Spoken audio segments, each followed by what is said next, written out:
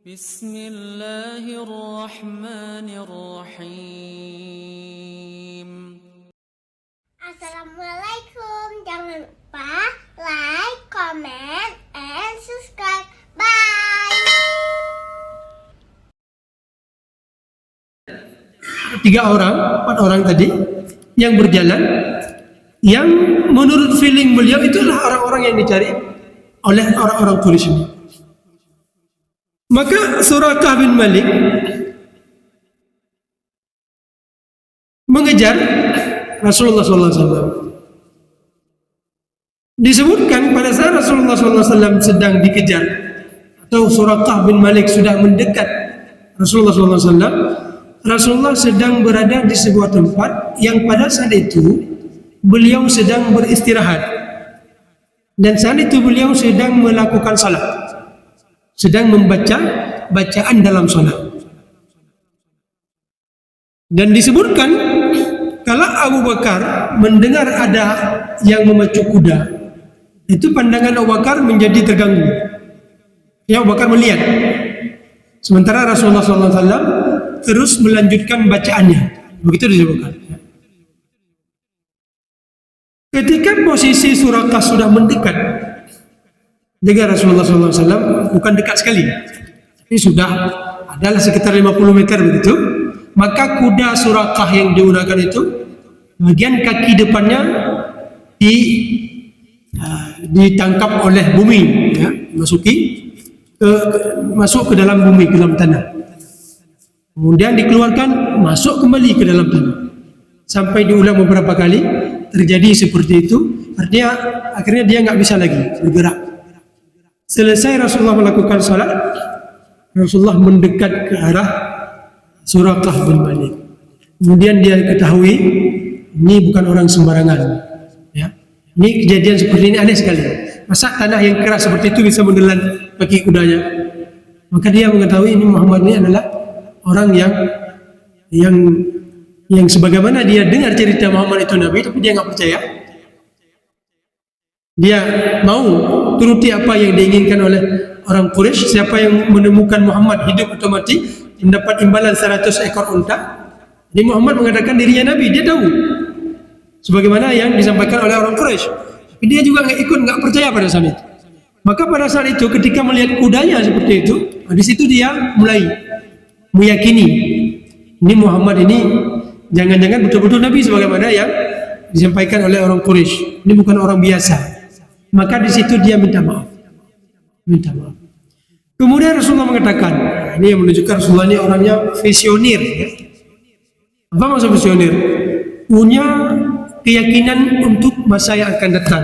Apa yang beliau lakukan ini adalah sesuatu yang insya Allah akan sukses. Ini saya pernah dengar judul dari ceramah Gus Bahar. Kalau keyakinan yang kita yakini itu kuat, itu pasti akan terjadi. Kalau sesuatu yang kita yakini, apa yang kita lakukan ini kuat, itu biasanya akan terjadi. Ya, maka Rasulullah dalam sebuah hadis juga mengatakan demikian. Hadis qudsi, hadis yang dari Allah, tapi bukan Al-Quran. Tapi Rasulullah sampaikan, Ana inda dhanni abdi li. Aku berada pada apa yang diduga oleh hambaku. Kalau hambaku menduga kebaikan, aku akan berikan kebaikan. Itulah kira-kira, ya. Maka Rasulullah mengatakan, ya Suraqah, kamu sekarang mengejar-ngejar saya. Maukah engkau? Mungkin setelah terjadi dialog, ya, kemudian Rasulullah meyakinkan, ya Suraqah, kaifa bika? Bagaimana pendapatmu? Idza labista sawarai Kisra. Kalau suatu ketika nanti engkau akan menggunakan gelang yang digunakan oleh Raja Persia. Bagaimana pendapatmu? Ya. Suatu ketika nanti engkau akan menggunakan pakaian yang digunakan oleh Raja Persia. Suraqah bin Malik ini heran. Saraya Kisra bin Hurmuz. Ya, Kisra bin Hurmuz. Jadi nama raja pada saat itu adalah Kisra bin Hurmuz. Oke, kalau begitu, ya. Kemudian ini Rasulullah wafat ya. Setelah 10 tahun kemudian Rasulullah wafat. Janji yang disampaikan oleh Rasulullah ini belum terpenuhi. Tapi Rasulullah sudah mengucapkan, sudah mengatakan, "Wa ma yantiqu 'anil hawa in huwa illa wahyun yuha." Rasulullah tidak omong kosong. Apa yang diomongi oleh Rasulullah itu adalah wahyu. Nanti di masa pemerintahan Umar bin Khattab berhasil ditaklukkan kerajaan Persia dan dibawa gelang singgasana pakaian yang digunakan oleh Raja Persia ke Madinah, maka oleh Umar bin Khattab memenuhi janji Rasulullah SAW. Para sahabat ya, sahabat Abu Bakar Siddiq, mereka ini janji Rasulullah itu nggak pernah mereka ingkari. Dulu ketika di masa pemerintahan Abu Bakar Siddiq 2 tahun Rasulullah setelah Rasulullah wafat, salah satu yang direncanakan oleh Rasulullah SAW adalah menggerakkan pasukan Usamah bin Zaid. Usamah bin Zaid yang umurnya baru 18 tahun pada saat itu, diangkat oleh Rasulullah sebagai panglima perang. Yang di dalam rombongan tentara itu ada Umar bin Khattab, ada Abu Bakar Siddiq, ada Utsman bin Affan, ada Ali bin Abi Thalib yang terkenal berani. Tapi siapa panglima militernya? Panglima untuk misi yang diinginkan oleh Rasulullah, Usamah bin Zaid, umurnya baru 18 tahun. Meninggal Rasulullah SAW, Usamah ini tidak jadi berangkat. Kenapa? Sudah meninggal Rasulullah SAW. Maka ketika Abu Bakar dilantik menjadi khalifah, apa yang pertama sekali beliau lakukan? Mengaktifkan kembali, menggerakkan kembali pasukan Usamah bin Zaid. Padahal pada saat itu banyak sekali para sahabat datang protes, ya Abu Bakar, dengan mentang pasukan perangi, panglima perangi, masa adik mit? Kan ada orang lain yang lebih dewasa, lebih berpengalaman. Dengan mentang, tidak. Saya tidak akan mau menggantikan panglima militer yang sudah diangkat oleh Rasulullah. Walaupun dia masih anak-anak di mata kita, tapi Rasulullah yang mengangkatnya, maka saya harus menggerakkan pasukan ini. Jadi qudwah ya, mengikuti apa saja.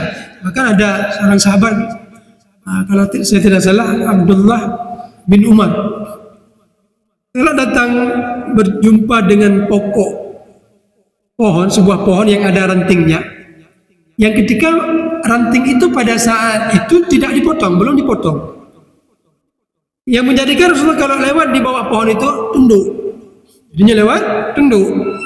Maka suatu ketika pohon itu dipotong, datang Abdullah bin Umar lewat tempat itu tunduk juga. Kenapa? Meniru tunduknya Rasulullah SAW sampai seperti itu. Maka Umar bin Khattab ini memanggil, mana Suraqah? Ini janji Rasulullah SAW. Dipakaikanlah kepada Suraqah pakaian yang digunakan oleh Raja Persia. Terbukti ya, janji Rasulullah SAW. Dan Rasulullah juga dulu pernah berjanji kepada Adi bin Hatim. Adi bin Hatim ini datang berjumpa dengan Rasulullah SAW karena dulu dia punya kakak perempuan. Ditangkap dalam satu perjalanan oleh Rasulullah SAW, dibawa ke Madinah sebagai budak, diletakkan di depan masjid, dalam penjara di depan masjid. Apa tujuannya di depan masjid? Supaya mereka melihat aktivitas yang dilakukan oleh kaum muslimin di dalam masjid. Sehingga si perempuan ini melihat sehari-hari Rasulullah. Setiap Rasulullah melewati si wanita ini, beliau bertanya apa kabar, baik. Sampai hari ketiga beliau dilepasi oleh Rasulullah, pulang saja ke kampungmu sendiri, ke kampung asal. Ketika dia kembali, dia ceritakan kepada adiknya, Adi bin Hatim ini. Hatim ini kalau dalam sejarah Arab, ayahnya itu orang yang paling dermawan. Sampai-sampai disebutkan tidak ada yang lebih dermawan daripada Hatim ini. Kalau ada orang dermawan, kamu seperti si Hatim. Ini Hatim, ini anaknya nih, Adi bin Hatim. Mendengar cerita dari sang kakak atau sang adik perempuannya tentang sosok Muhammad ini yang sangat baik hati, maka penasaran, datang dia sendiri ke Madinah, bertemu dengan Rasulullah. Rasulullah mengajaknya ke rumah, ya, disuguhkan makanan, diletakkan namanya tikar. Heran dia. Ini saya pikir dulu Muhammad ini seperti raja, seorang raja yang diawasi, dikawal oleh banyak pengawal. Ternyata beliau sangat sederhana. Saya datang ke rumah, dia sendiri yang menyuguhkan makanan, dia sendiri yang meletakkan tikar untuk saya duduk. Kemudian Rasulullah mengatakan, ya Adi, barangkali yang menghalangimu untuk masuk Islam adalah kamu melihat orang Islam ini dalam kondisi lemah. Wallahi ya Adi, demi Allah, ini Rasul bersumpah, satu ketika nanti kamu akan melihat orang-orang Islam ini kuat. Nanti negeri Persia itu akan direbut oleh orang Islam, negeri Romawi akan direbut oleh orang Islam. Dan satu ketika nanti wahai Adi, akan kamu lihat harta ini akan berlimpah ruah. Dicari-cari orang yang menerima harta itu, tidak ada yang bisa menerima lagi. Kenapa? Semua orang sudah kaya. Dan ini terbukti di masa Umar bin Abdul Aziz. Di masa Umar bin Abdul Aziz, standar orang menerima zakat bukan lagi tidak punya makanan. Kalau dia punya kendaraan di rumah cuma satu, itu dia berhak zakat. Dalam motor sebuah rumah, dan sudah dianggap miskin pada saat itu. Kalau punya mobil satu fakir, kalau mobil dua miskin. Itu tingkatan kemiskinan di masa pemerintahan Umar bin Abdul Aziz. Dan kebetulan Adi bin Hatim tidak sempat menyaksikan ini. Kemudian Rasulullah mengatakan, wallahi ya Adi, akan datang seorang perempuan berjalan kaki dari negeri Irak menuju ke Mekah bertawaf. Tidak dia takuti kecuali hanya Allah Azza wa Jalla. Kemudian Nabi mengatakan, demi Allah saya menyaksikan dua peristiwa. Yang pertama, saya melihat wanita datang dari negeri Irak ke Mekah sendirian. Nah, ini dalil bagi sebagian para ulama dalam menjawab pertanyaan, bolehkah seorang perempuan pergi ke Mesir misalnya, belajar di Al-Azhar, enggak ditemani ayahnya, enggak ditemani mahramnya, sendirian dia naik pesawat, apa hukumnya? Nah, mungkin banyak dari para ulama mengatakan enggak boleh, harus ada mahramnya. Sebagian ulama mengatakan boleh kalau kondisi aman, seperti kondisi wanita yang disebutkan oleh Rasulullah SAW.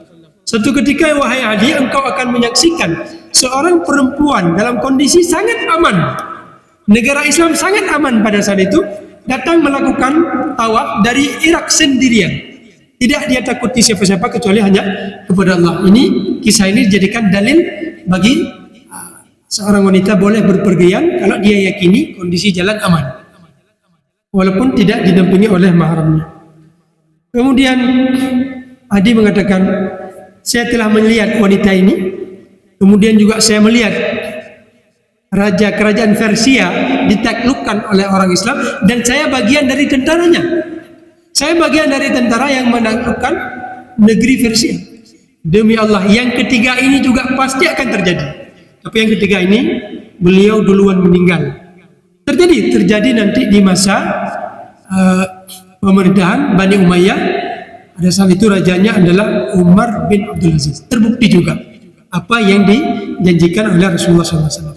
Nanti juga di perang Khandaq, ketika Rasulullah menggali parit itu, ketika ada batu besar yang para sahabat kewalahan nggak bisa memecahkan batu itu, akhirnya diserahkan ke Rasulullah. Allah ambil cangkol, ambil baci, beliau belah batu besar itu dengan 3 belahan. Belahan pertama Rasulullah mengatakan futihat kaza, futihat. Belahan kedua futihat kaza, itu negeri Persia dan negeri Romawi. Yang ketiga futihat Yaman, saya melihat kota San'a. Itu juga visioner ya, meyakini sesuatu apa yang beliau perjuang ini adalah sesuatu yang insya Allah akan sukses. Dan ini tidak bisa kita menipu diri sendiri ya. Nyu yakin, nyu yakin roh, nyu sukses, tidak bisa. Itu memang keyakinan itu memang muncul memang di hati kita. Coba ketika persiapan kita sudah mantap sekali, insya Allah jauh. Tapi nyu hantar udah belajar, hantar udah baca, ujian tinggal. Insya Allah aku yakin roh jauh, hanya jauh. Hantar belajar. Tapi kalau kita sudah baca dari halaman pertama sampai terakhir, baru bisa kita meyakinkan diri. Begitulah keyakinan terhadap perjuangan yang diperjuangkan oleh Rasulullah akan kebenarannya. Beliau meyakini nyolong Nabi, saya diwahyukan, Jibril saya berjumpa berkali-kali, yakin, maka insya Allah akan sukses perjuangan ini. Maka beliau menjanjikan kepada Suraqah, wahai Suraqah, saya janjikan kepada kamu suatu ketika nanti kamu menggunakan pakaian raja Persia ini. Dan terpenuhi janji itu walaupun Rasulullah sudah tidak ada lagi. Itu di masa Umar bin Khattab radhiyallahu anhu. Kemudian di dalam perjalanan ini kita menceritakan kejadian-kejadian di dalam perjalanan ya. Nanti minggu depan mungkin kita akan menceritakan kondisi ketika Rasulullah tiba di Madinah.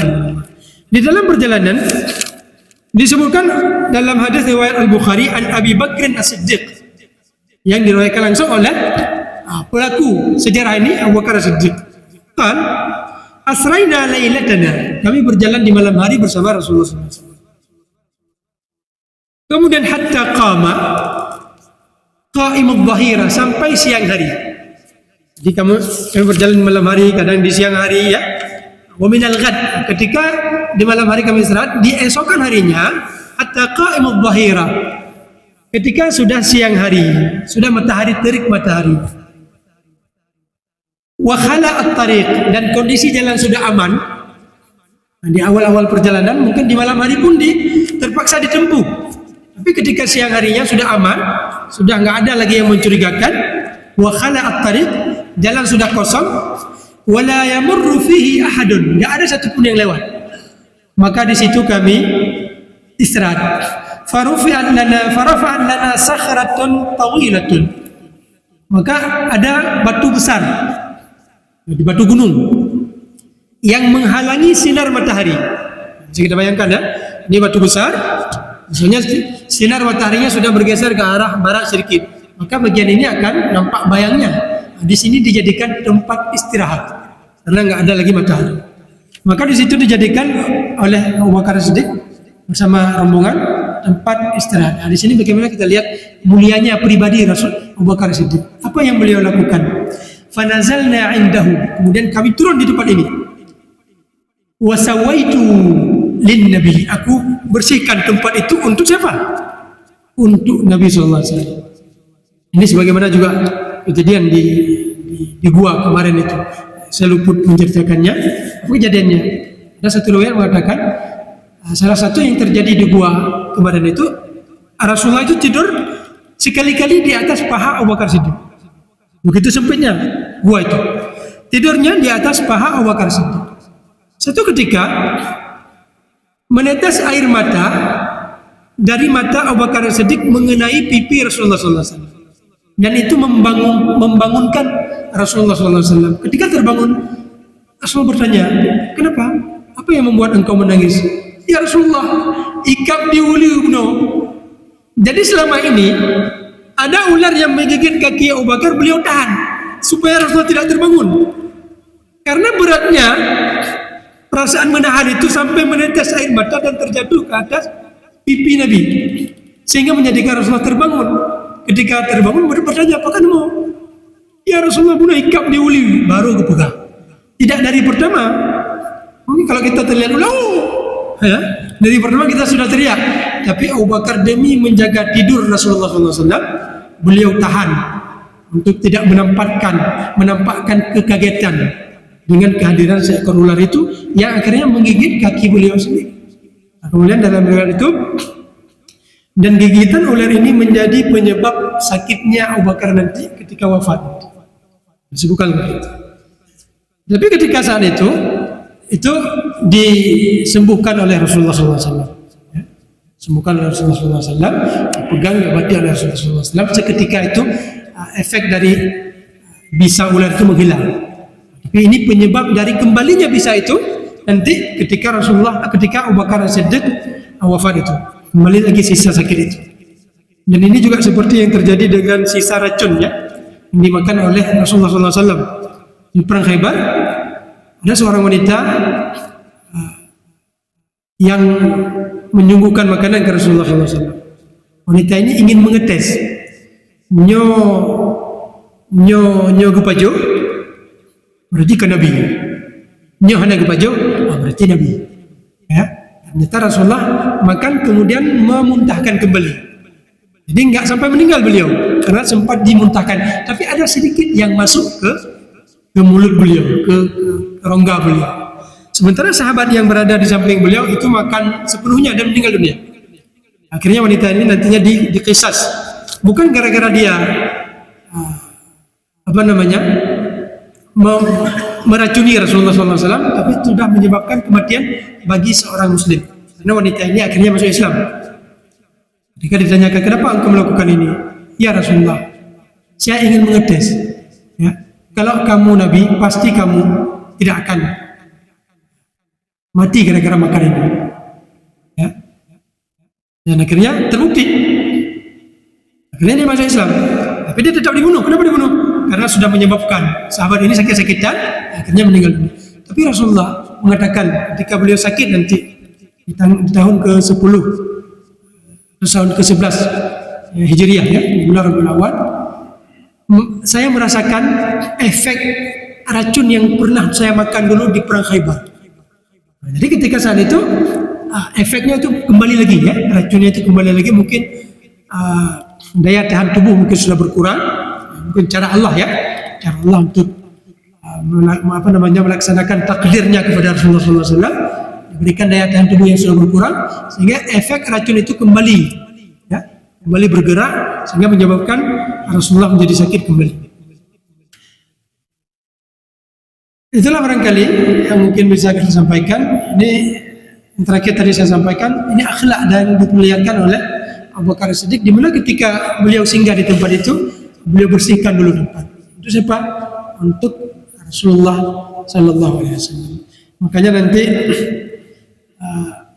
Abu Bakar ini adalah sahabat yang paling mengerti Nabi SAW.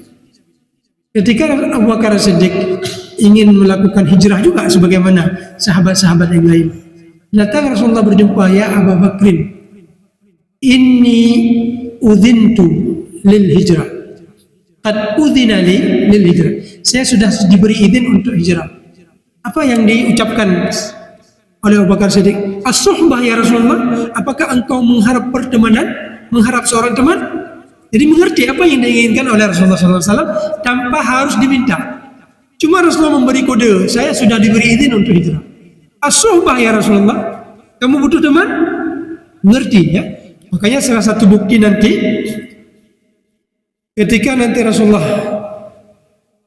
di akhir-akhir hayat beliau mengatakan atas mimbar, inna abdan khayyarallahu baina na'imat dunya wa na'imal akhirah. Ada seorang hamba yang diberi pilihan oleh Allah, memilih kehidupan dunia atau memilih kehidupan akhirat, kenikmatan dunia atau kenikmatan akhirat. Maka seketika Abu Bakar menangis, sehingga perawi hadis yang mengatakan, Abu Sa'id Al-Khudri mengatakan, ya boleh gonya. Sedang klimaksnya Rasulullah berbicara, gonya nggak klik, membuat kacau situasi. Rasulullah menoleh ke arah Abu Bakar. Kenapa engkau menangis? Karena yang paling mengerti kata-kata inna abdan, seorang hamba. Siapa seorang hamba yang dimaksud oleh Rasulullah? Itu Rasulullah sendiri. Sedangkan sahabat-sahabat lain nggak mengerti. Yang mengerti Abu Bakar, seorang hamba diberi pilihan oleh Allah, memilih dunia atau memilih akhirat, maka gemuk. Maka dia fakhtara na'imal akhirah. Hamba itu memilih na'imal akhirah. Maka Abu Bakar menangis. Maka di situ Rasulullah pahami, ini Abu Bakarnya memang orang yang paling mengerti diri saya. Walau kuntu muttakhidan khalilan, kalau aku diberi izin oleh Allah untuk mengambil seorang teman yang sangat dekat, lattakhadtu Abu Bakrin khalila. Oh, sungguh aku akan menjadikan Abu Bakar ini sebagai teman dekat. Walakin ukhwatun fil Islam. Tapi saya tidak diizinkan demikian, maka Abu Bakar itu sebagai teman, saudara biasa di dalam Islam. Jadi Abu Bakar ini orang yang paling mengerti, ya, Rasulullah SAW. Itulah barangkali mungkin bisa kita sampaikan. Mudah-mudahan ada faedah yang bisa kita sampaikan. Lebih dan kurang saya mohon maaf. Billahi taufiq wal hidayah. Assalamualaikum warahmatullahi wabarakatuh.